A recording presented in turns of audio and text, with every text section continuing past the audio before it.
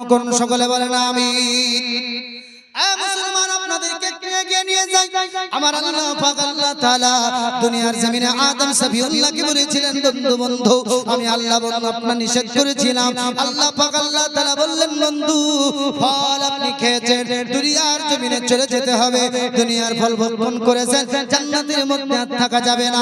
যদি এখন নবীদের ত্রুটির কথা বলা যায়, ঈমান থাকবে না। আল্লাহর নবীরা হলো বেগুনা মাসুম। আল্লাহর নবীদের যারা ত্রুটি ধরবে, দুনিয়ার জমিনে যে ঈমান হারা হবে, ও মুসলমান দুনিয়ার জমিনে সে পাক্কা বিয়াদব হয়ে যাবে। আমার আল্লাহ পাক বলছেন, বন্ধুগো আমি নিষেধ করেছিলাম, আপনি কেন গেলেন?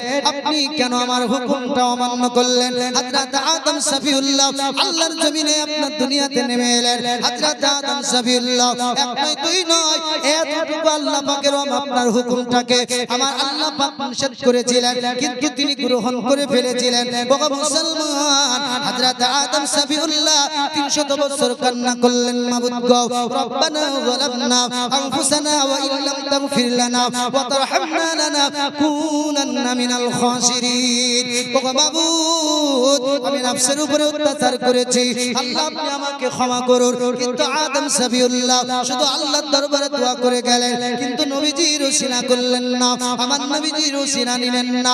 হযরত জিবরিল আলাইহিস সালাম আমার আল্লাহ পাককে বলছেন, মাবুদ গো যেই নবীকে না বানালে দুনিয়াতে কোনো নবী বানাতেন না, কিন্তু আদম সফিউল্লাহকে আপনি দুনিয়াতে মানুষ জাতির সর্বপ্রথম মূল আপনি বানালেন। ও মাওলা খলিফা বানালেন, নায়েব বানালেন, আপনি বন্ধু বানালেন। ও মাবুদ এই বন্ধুকে আপনি ক্ষমা করবেন না? আমার আল্লাহ পাক বলেছিলেন, জিবরিল বন্ধু আমার ওসিলা চাই না বলে আল্লাহ আমি ক্ষমা করি না। ওসিলা চাই না বলে আল্লাহর কোরআন উঠান 4th পারা হযরত আদম সফিউল্লাহ আল্লাহ পাক আল্লাহ তাআলার শিখানো দোয়া তিনি করেছিলেন, আমার নবীজির ওসিলা ওয়াস্তা দিয়েছিলেন। আমার আল্লাহর রহমত ভরা আওয়াজ চলে এলো। হযরত আদম সফিউল্লাহ দুনিয়াতে আপনার শরণদ্বীপ এলাকা থেকে তিনি আপনার মক্কায় গিয়েছিলেন। আমাদের আম্মা হযরত হাওয়া রাদিয়াল্লাহু তাআলা আনহা তিনি ছিলেন আপনার জেদ্দা। আপনার মিল হলো, আপনার মুহাব্বত হলো, তিনাদের আপনার মুলাকাত হলো। ও মুসলমান এখান থেকে মানুষের নাসল আপনার শুরু হলো।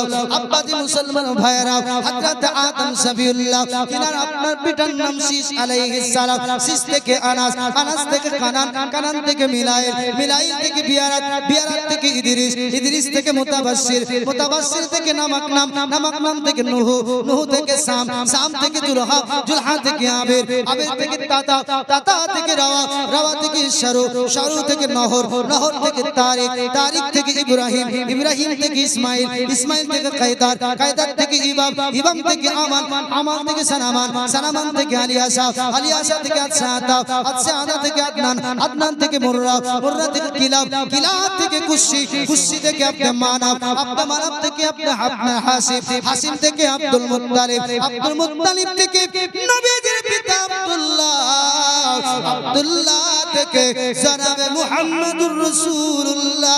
জোরে বলুন সুবহানাল্লাহ সাল্লাল্লাহু তাআলা আলাইহি ওয়াসাল্লাম। আব্বাজি মুসলমান ভাইরা, ও বাবাজি মুসলমান, হযরত আদম সফিউল্লাহ থেকে আপনার নবীর সিলসিলা চলে আসতে শুরু করলো। আস্তে আস্তে আস্তে আস্তে হযরত ইব্রাহিম আলাইহিস সালাম, ইব্রাহিম আলাইহিস সালামকে আমার আল্লাহ মুসলিম জাহানের আপনার পিতা বানালেন। এ মুসলমান হযরত ইব্রাহিম আলাইহিস সালাম থেকে দুইটা খানদান বেরিয়ে গেল।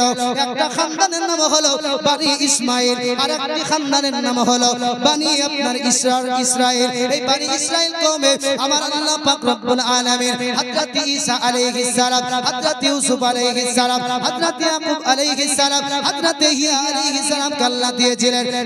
এমন করে আমার আল্লাহ সমস্ত নবী রাসূলকে হযরতে এমন করে ইসহাক এই বনি ইসরাইল কওমে আল্লাহ পাক দিয়েছিলেন। কিন্তু একজন নবী যার নাম হলো আকাশে আহমদ, জমিনে মুহাম্মদ সাল্লাল্লাহু তাআলা আলাইহি ওয়াসাল্লাম, ওই নবীকে আমার আল্লাহ পাক একটা গোত্র, একটা খানদানে দিয়েছিলেন। ওই গোত্রটার নাম হলো বনি ইসমাইল গোত্র। সুবহানাল্লাহ, সুবহানাল্লাহ। কি গোত্র? বনি ইসমাইল। আমার আওয়াজ বুঝতে পারছেন? মুসলমান বাবাজি, হযরত ইব্রাহিম আলাইহিস সালাম তিনার দুইটা বিবি, একটা বিবির নাম হলো হাজেরা, অপর বিবির নাম হলো সারা। এই হাজেরার সেখান থেকে আমার আল্লাহ একজন পুত্র দিয়েছিলেন, নবী ইসমাঈল। হযরত নবী ইসমাঈল আলাইহিস সালাম আল্লাহর জমিনে যখন আসলেন, অনেক লম্বা চওড়া বড় ঘটনা বাবা। মুসলমান বাবাজি, আমার আল্লাহ পাক আল্লাহ তাআলা দুনিয়ার জমিনে অর্ডার করে দিলেন হযরত ইব্রাহিম আলাইহিস সালামকে, বন্ধু আর বসে থাকলে হবে না, আমি আল্লাহ মক্কাটাকে আবাদ করব। বন্ধু গো, ও আমার বন্ধু ইব্রাহিম খলিলুল্লাহ, বন্ধু আপনার বিবি হাজেরাকে, আপনার বিবি আপনার সন্তান ইসমাঈলকে, দুই মা বেটাকে মক্কার সরজমিন ওই যে ফাঁকা ময়দানটায় রেখে আসুন, আমি আল্লাহ ইনাদের দ্বারাই মক্কা আবাদ করব। কি করব? মক্কা আবাদ করব। মুসলমান বাবাজি ভাইয়েরা, হযরত ইব্রাহিম আলাইহিস সালাম মা আর বেটাকে নিলেন, মুশকিদাই পানি, কিছু কোসা দানাই খেজুর নিলেন। হযরত ইব্রাহিম আলাইহিস সালাম দুই মা বেটাকে আপনার উটনির উপরে বসানোর পর টুক টুক টুক টুক করে আল্লাহ পাকের খানায় কাবার জায়গা মক্কাতুল মুকাররমা, পূর্বে যার নাম ছিল মক্কা। ও মুসলমান বাবাজি ভাইয়েরা, যেই জায়গায় কাবা, এই কাবার পাশে হযরত হাজরা রাদিয়াল্লাহু তাআলা আনহাকে, হযরত ইসমাঈল যাবিউল্লাহকে, দুই মা বেটাকে ইসমাঈল আপনার ইব্রাহিম আলাইহিস সালাম তিনি আপনার বসে দেওয়ার পর আল্লাহর খলিল বন্ধু ইব্রাহিম তিনি আপনার পিছন দিকে মরেছেন। এ বাবাজি, আমার ইসমাঈল আলাইহিস সালামের জননী হযরত হাজরা বুদ্ধিমতী নারী ছিলেন। বললেন, স্বামী গো, আপনি আমাদেরকে খোলা ময়দানে, এই ফাঁকা ময়দানে রেখে কোন দিকে চলে যাচ্ছেন?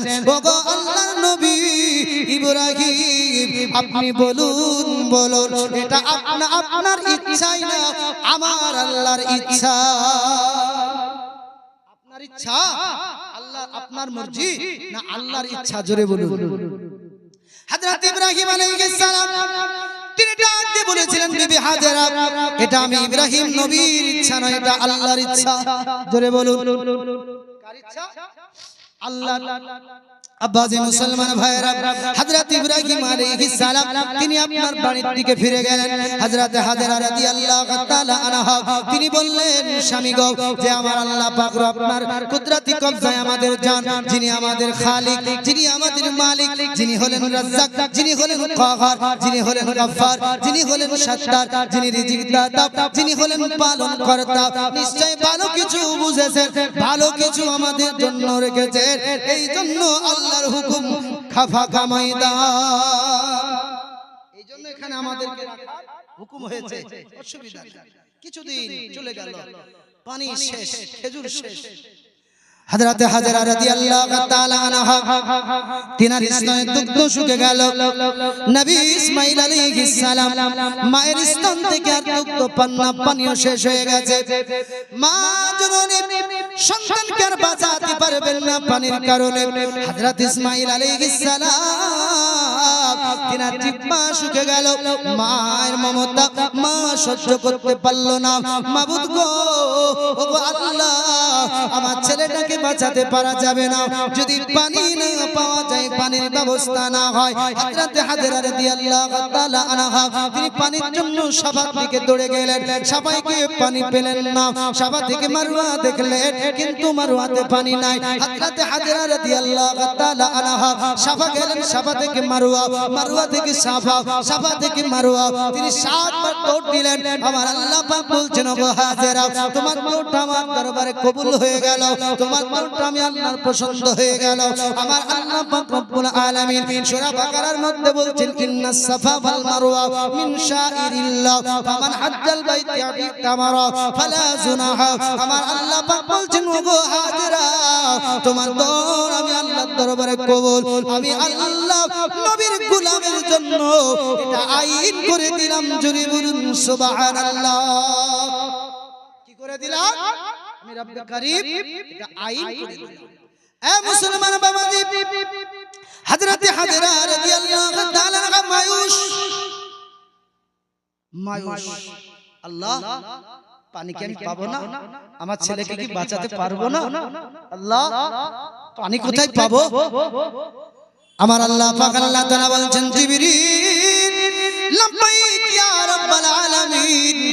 আমার আল্লাহ পাক বলছেন জিবরিল আমার বন্ধু ইসমাইলের এড়ি মুবারকের তল থেকে পানির ফুয়ারার ব্যবস্থা করে দাও।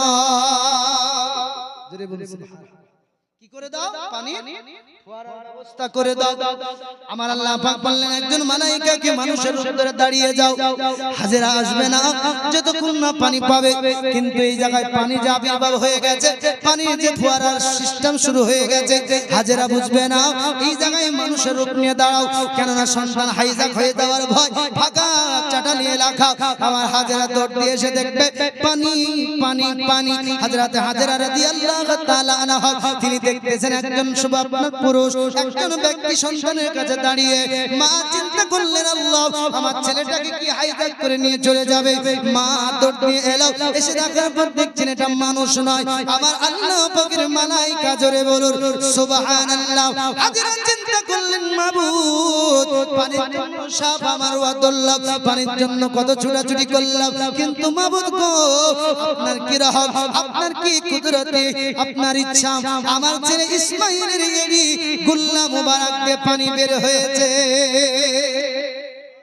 তিনি দেখছেন পানি এলো এলো, পানিটাকে ঘিরে দিলেন। আব্বাজান মুসলমান ভাইরা, হযরতে হাজেরা রাদিয়াল্লাহু তাআলা আনহা বলেছিলেন আয়ে zamzam। কি বলেছিলেন? zamzam। আমরা কি বলি? জমজমের পানি বলি না, কিন্তু আরবি ভাষায় পানির নাম হলো মা। মা আল মাউ মানে হলো পানি, কিন্তু সুরালি ভাষায় জমজম মানে হলো পানি থামথা। আল্লাহর নবী আমার হাদিসে পাকের মধ্যে বলেছেন হাজেরা যদি না বলতো জমজম, ওই পানি সারা পৃথিবী পৌঁছে যেত। জোরে বলুন জমজম কে যে ব্রেকেট দিয়ে বলেছিল আয় জমজম থাম, আল্লাহর নবী বলছেন পানি দাঁড়িয়ে গেল। নবীর মা নবীর বিবির কথা পানি শুনে তো খুদ মুস্তাফার কথা শুনবে না?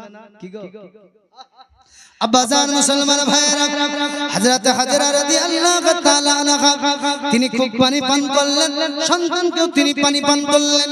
চলে যায় দিন, চলে যায় রাত, দেখা গেল আল্লাহ পাক আল্লাহ তাআলার বন্ধু খলিলের বিবি হযরত ইসমাইল জন আপনার জবিউল্লাহ তিনার মা বেটাতে দুজনাই থাকেন ওই জায়গায়। ও বাবাজি মুসলমান, দেখা গেল আমার আল্লাহ পাক রব্বুল আলামিন বললেন বন্ধু খলিল আমি আল্লাহ আপনার দ্বারাতে কাবা বাইতুল্লাহর নির্মাণ করাবো। জোরে বলুন কাবাটাকে নির্মাণ করতে হবে, কিভাবে হবে আল্লাহ বলে দিলেন। আদম আপনার ইব্রাহিম খলিলুল্লাহ আল্লাহর খানায় কাবা তৈরি করতে লাগলেন। কি করতে লাগলেন? তৈরি। এখন হাজারে আসওয়াদ এই যে পাথর, জান্নাতি পাথর না, চুমা দেই হাজিরা কি গো দেয় না? এই পাথরটা হযরতে আদম সফিউল্লাহর কদমের সঙ্গে এসেছিল। জোরে বলুন জান্নাতি পাথর। আর ইদ্রিস আলাইহিস সালাম নূহ আলাইহিস সালামের তুফানের সময় কোহে আবুল কবিশ বলে একটা পাহাড়, ওই পাহাড়ের পদতলে পুঁতে দিয়েছিল। জোরে বলুন সুবহানাল্লাহ। পুঁতে রেখেছিলেন, হারিয়ে যাবে। আব্বাজান মুসলমান ভাইরা, হযরত ইসমাঈল আলাইহিস সালাম হলেন লিবাদ, আল্লাহর বন্ধু খলিল হলেন মিস্ত্রি। আল্লাহর কাবা বানানোর কাজ আপনার শুরু হয়ে গেল। এখন দেওয়ালটা উঁচু হয়ে গেল। খলিলুল্লাহ বললেন বেটা ইসমাঈল পাথর লাগবে, উঁচু জায়গায় দাঁড়াতে হবে, নচেত আল্লাহর খানায় কাবা কমপ্লিট হবে না। বাবা একটা পাথর এলো, তিনি পাথর আনতে গেলেন। আল্লাহ বলছেন জিবরিল জলদি যাও, ইব্রাহিম একটা পাথর চেয়েছে, তুমি দুইটা পাথর দিয়ে দাও। জোরে বলুন আমার ইসমাঈল খুঁজতেছে, ওই পাথরটা উঠিয়ে দাও, আর একটি পাথর যে পাথরের উপরে দাঁড়িয়ে কাবা বানাবে। জোরে বলুন সুবহানাল্লাহ। আব্বাজান মুসলমান ভাইরা, হযরত ইব্রাহিম আলাইহিস সালাতু সালাম তিনি আপনার ছেলেকে যে অর্ডার করলেন ইসমাঈল আলাইহিস সালাম পাথর খুঁজতেছিলেন। আল্লাহ পাকের মালায়েকা জিবরিল আলাইহিস সালাম তিনি বলছেন ওগো ইসমাঈল কি হয়েছে? বলে আমার আব্বা জান বলেছেন একটা পাথরের প্রয়োজন। আল্লাহ পাকের ওনার দুইটা পাথর হযরত জিবরিল আলাইহিস সালাম ওই পাথরটাকে কয়ে আবুল কবিস থেকে তুলে দিলেন। বাবা দুইখানা পাথর দেওয়া হলো, একটি পাথরের উপরে দাঁড়িয়ে কাবা নির্মাণ হলো, আর একটি পাথরকে যাকে হাজারে আসওয়াদ বলা হয়েছে জান্নাতি পাথর কাবার আপনার গায়ে লাগাও, এই পাথরটাকেও আপনার তুলে দেওয়া হলো। বাবাজি চলে যায় কাবা কমপ্লিট হয়ে গেল। হযরত হাজেরা হযরত ইসমাঈল আলাইহিস সালাম একটি উঁচু স্থানে বসে বসে মা বেটাতে আপনার বসে আছে, আরাম করতেছে। কিন্তু দেখা গেল একটা দল যাদের নাম হলো কওম জুরহামি, এই কওম জুরহামি তাদের কাজ ছিল গরু ছাগল মজদুম বানিয়ে, এরা মক্কার জমিনে এসেছিল পানি পান করানোর জন্য। এদের কাজ ছিল বাবা যেই জায়গায় পানি ওই জায়গায় পানি পান করিয়ে কতদিন কিছুদিন থাকতো।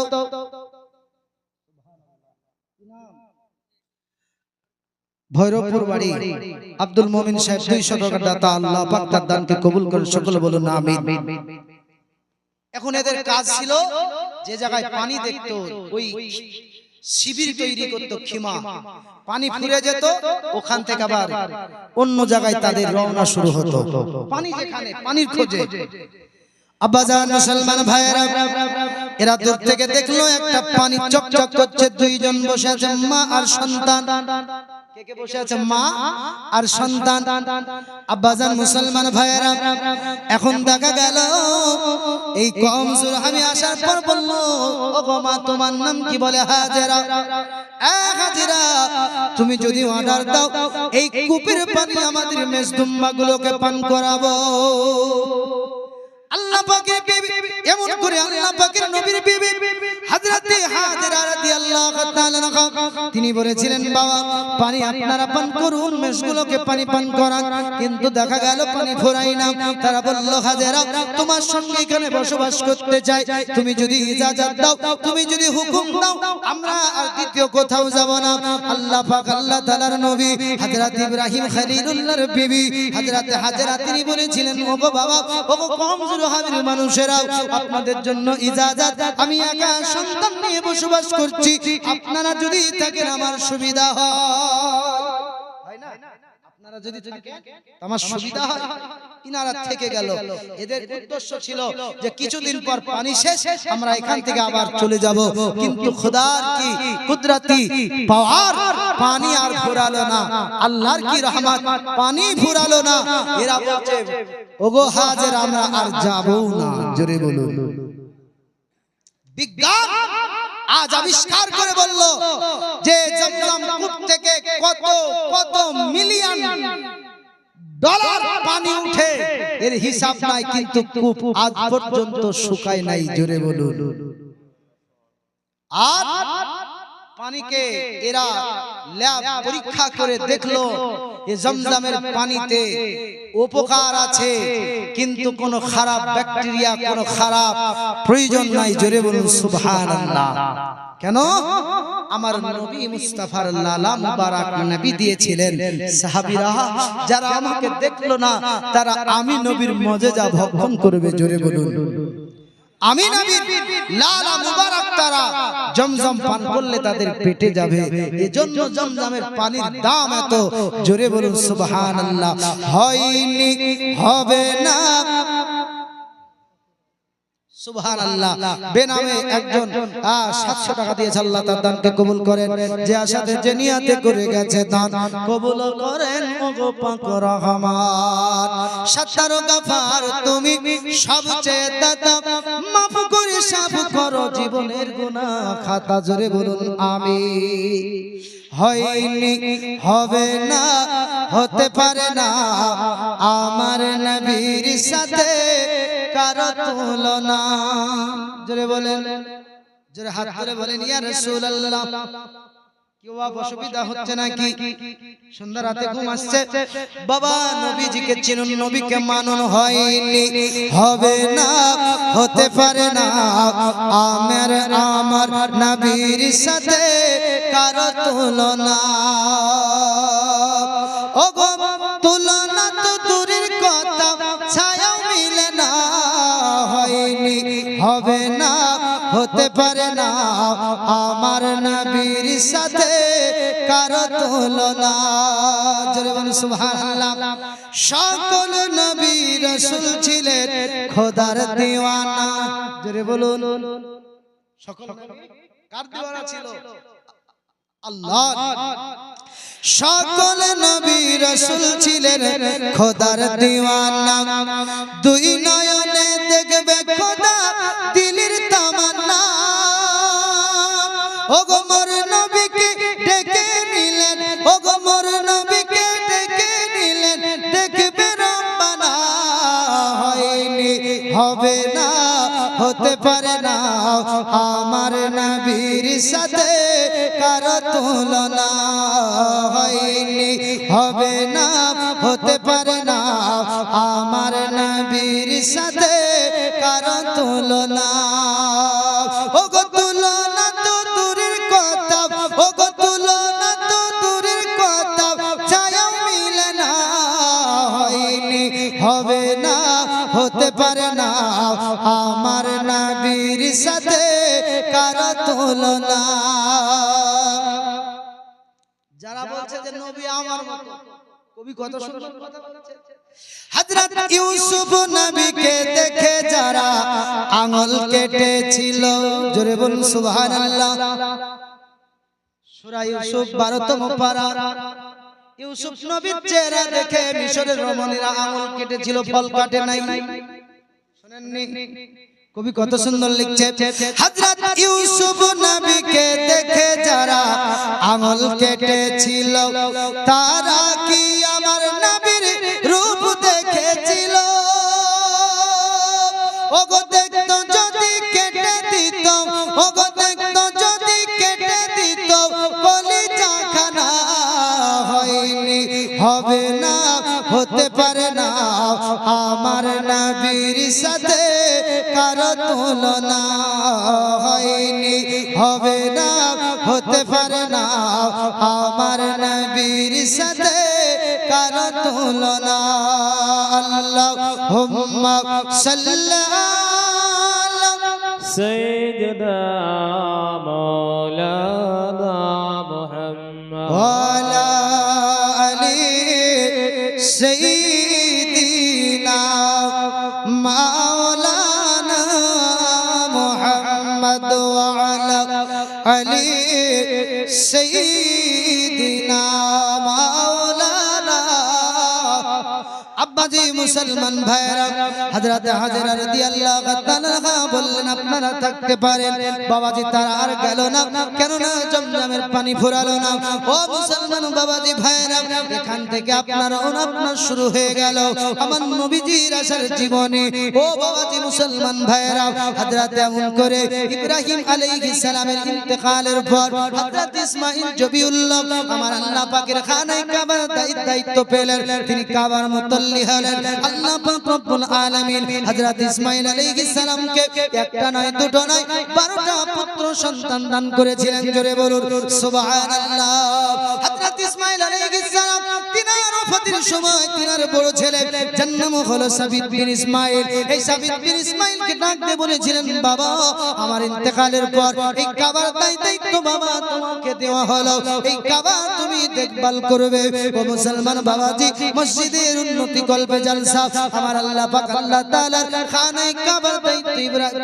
ইসমাঈল আলাইহিস সালাম তিনার আপনার ওফাতের পর তিনার বড় ছেলে যার নাম হলো সাবিত বিন ইসমাঈল এই সাবিত বিন ইসমাঈল তিনার যখন ইন্তেকাল হয়ে গেল তিনার নানার নাম হলো সাবিত বিন আমর জুরহামি এ বাবাজি মাফাত বিন আমর জুরহামি এই মাফাত বিন আমর জুরহামিকে দেওয়া হলো মাফাত বিন আমর জুরহামি থেকে হারিস বিন জুরহাম আপনার আমর জুরহামি তিনি আপনার কবজা করে নিল আল্লাহর খানায় কাবার উপরে অত্যাচার হলো মানুষ যত এসেছিল তারা আপনার কাঁচা টাকা কেড়ে নেওয়া হতো আর খানায় কাবার কাজে না দিয়ে এই আমর বিন হারিস জুরহামি নিজের কাজে লাগাতো নবী ইসমাঈল আলাইহিস সালামের নাতিরা ছেলেরা সহ্য করতে পারল না আল্লাহর কাবার উপরে যে আপনার বিচার চলে অবিচার হয় আল্লাহ সহ্য করতে পারি না ও মাবুদ এই মক্কাতে আর আমরা থাকবো না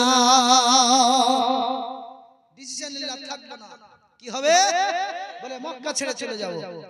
ওই জমজম কূপের ভিতরে হাজারে আসওয়াদকে ফেলে দেওয়া হলো, দুখানা সোনার বর্তনকে ফেলে দেওয়া হলো, পাথর বালি দিয়ে লেবেল। আব্বাজান মুসলমান ভাইরা, আল্লাহর নবীজির দাদা যার নাম হলো আব্দুল মুত্তালিব, নবীর দাদার নাম কি? যদি পূর্ণাঙ্গ জীবনীটা নি বাবা শেষ করা যাবে না। আল্লাহর নবীজির দাদা হযরত আব্দুল মুত্তালিব রাদিয়াল্লাহু তাআলা আনহু তিনি মক্কা যখন তিনার চাচার বাড়িতে এলেন, তিনার বাবার নাম ছিল হাসিম। আব্দুল মুত্তালিবের বাবার নাম কি ছিল? হাসিম। হাসিমের ইন্তেকাল হয়ে যায় আব্দুল মুত্তালিব যখন মায়ের পেটে, আর মায়ের নাম হলো সালমা। এই সালমার বাবার বাড়ি হলো ইয়াসরিব, যার নাম মদিনা। আল্লাহর নবীজির দাদা হযরত আব্দুল মুত্তালিব মক্কা নয় মদিনাতে তিনার আপনার জন্ম, তিনি আপনার নানার গ্রামে জন্মগ্রহণ করেছিলেন। বাবাজি বাচ্চান অবস্থায় চাচার সঙ্গে মক্কায় এসেছিলেন। অনেক লম্বা ঘটনা, বাবাজি ওইদিকে যাচ্ছি না। আব্দুল মুত্তালিব যখন এলেন, আব্দুল মুত্তালিব ছোট এই দাদার চাচার কাছে লালন পালন শুরু হলো। বড় হলো চাচা মুত্তালিব, সমস্ত মালগুলো যখন ভাইপোর হাওয়ালাই করে দিল, বলে বাবা যত সম্পদ আমার কাছে সব তোমার বাবার, তোমাকে দেওয়া হলো। আর এই কাবার দায়িত্ব আমার কাছে ছিল, আজ থেকে তুমি এই কাবার দায়িত্ব তোমাকে দেওয়া হলো। জোরে বলুন সুবহানাল্লাহ।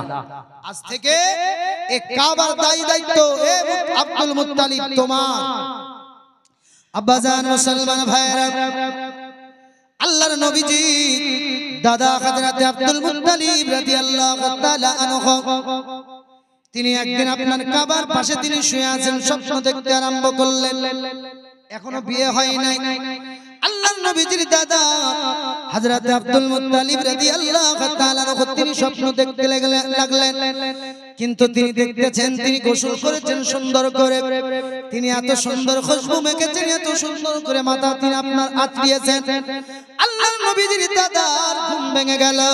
তিনি দৌড়তে দৌড়তে চাচা মুত্তালিবের কাছে গিয়ে বলল, চাচা আজকে আমি স্বপ্ন দেখলাম। আমার চাচা হাতটা ধরে একজন রাহাবীর কাছে নিয়ে যাওয়া হলো।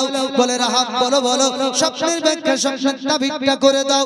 রাহাব বলেছিল, আব্দুল মুত্তালিব, ওগো মুত্তালিব তোমার ভাতিজার নাম হলো আব্দুল মুত্তালিব, এর যে আপনার স্বপ্নের ব্যাখ্যা, আল্লাহর জমিনের বিয়ের খুব প্রয়োজন।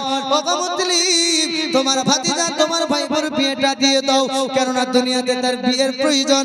আমার নবীজির দাদা আব্দুল মুত্তালিবের বিয়ে যে আপনার হয়ে গেল।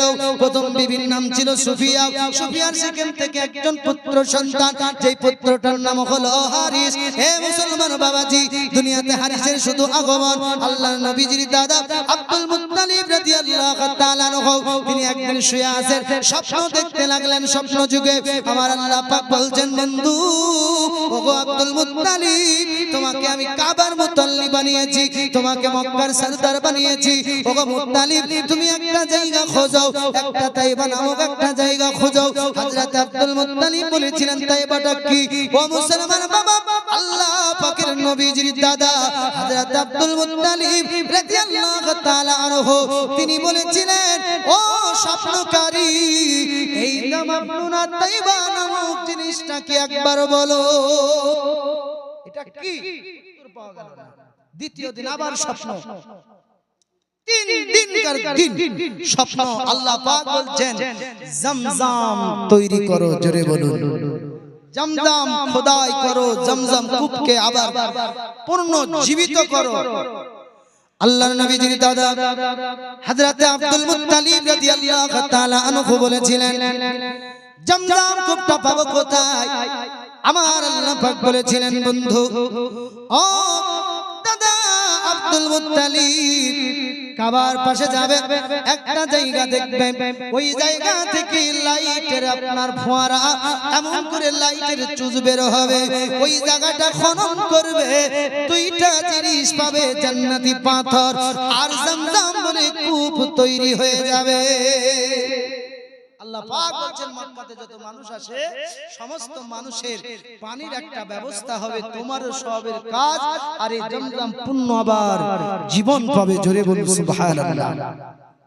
আল্লাহর নবীজির দাদা হযরত আব্দুল মুত্তালিব রাদিয়াল্লাহু তাআলা বেটা হারিস সঙ্গে নিয়ে আমার নবীজির দাদা আব্দুল মুত্তালিব ওই কাবার পাশে চলে গেলেন।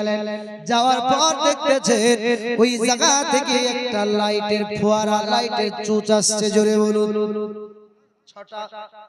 হযরত আব্দুল মুত্তালিব রাদিয়াল্লাহু তাআলা তিনি খনন করতে শুরু করলেন। ওই জায়গায় নারে তাকবীর, নারে রিসালাত, মাসলাকে আলা হযরত, মাসলাকে আলা হযরত, উলামায়ে আহলে সুন্নাত, উলামায়ে আহলে সুন্নাত, নারে তাকবীর, নারে রিসালাত, দ্বীন ইসলাম, মাসলাকে আলা হযরত। বাবা এই দেখেন বক্তার আগমন। আব্বাজি মুসলমান ভাইরা, এখন দুইটা মূর্তি, কটা মূর্তি? দুইখানা মূর্তি, একটা নায়লা আর একটা আসাব, এই দুটো মূর্তি রাখা ছিল। যত মানুষ যত মূর্তিকে দেখতো, নাজরানা দিত, এই মূর্তি পূজাদের ভালো হতো। আল্লাহর হাবিবের দাদা আব্দুল মুত্তালিব যখন আপনার খনন শুরু করলেন, ওই মানুষগুলো বলেছিল, আব্দুল মুত্তালিব, আব্দুল মুত্তালিব কাবার মুতাল্লি, মক্কার সরদার, বলো এই জায়গায় আপনি খনন করছেন কেন? নবীজির দাদা বলেছিলেন, এই মক্কাতে যত আগন্ত হাজি আসে সবার পানির একটা ব্যবস্থা হবে, এই জন্য খনন করছি। তারা বলল, আব্দুল মুত্তালিব, এই জায়গায় দুটো মূর্তি, যার নাম হলো নায়লা, যার নাম হলো আসাব, এই দুটো মূর্তির কারণে আমরা যে নাজরানা পাই, এই নাজরানা পেয়ে আমাদের সংসার চলে, এখানে খনন করতে দেব না। আমার নবীজির দাদার সঙ্গে বাক আপনার বিতর্ক লাগলো। নবীজির দাদা আব্দুল মুত্তালিব আল্লাহর দরবারে হাত তুলে বলেছিলেন, মাবুদ, মাওলা, একটা সন্তান নয়, মাবুদ গো, আপনি যদি 10টা সন্তান দেন আপনার কাজ করতে অসুবিধা হবে না। ওগো রব্বুল আলামিন, আমি আব্দুল মুত্তালিব একটা ছেলেকে আপনার রাহে কুরবানি করব। কি করব? কুরবানি। আমার আল্লাহ পাক কবুল করে নিয়েছিলেন। একটা নয়, আমার আল্লাহ 12খানা পুত্র দিয়েছিলেন, জোরে বলুন। হযরতে আব্দুল মুত্তালিবের 6খানা বিবি, 12টা সন্তান, 6টা আপনার কন্যা, কটা হলো? 18টা সন্তান নাকি? প্রথম বিবির নাম হলো সুফিয়া, 2 নম্বর বিবির নাম হলো মা মান্না, 3 নম্বর হলো লুবনা, 4 নম্বর হলো হালা, 5 নম্বর হলো নাতিলা, 6 নম্বর হলো ফাতিমা। এই 6 নম্বর বিবি ফাতিমার ছোট বেটা, যার নাম হলো আব্দুল্লাহ। আবার রাসূল পাকের পিতা, যার নাম হলো আব্দুল্লাহ। জোরে বলুন সুবহানাল্লাহ। আল্লাহ